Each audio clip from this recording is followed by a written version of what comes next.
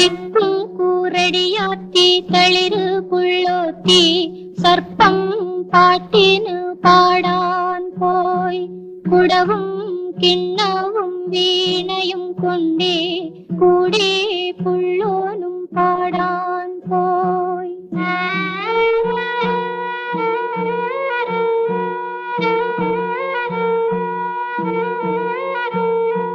നാല് കെട്ടിന്റെ തെക്കിനി മുറ്റത്ത് നാഗപ്പാലതൻ തണലത്ത്.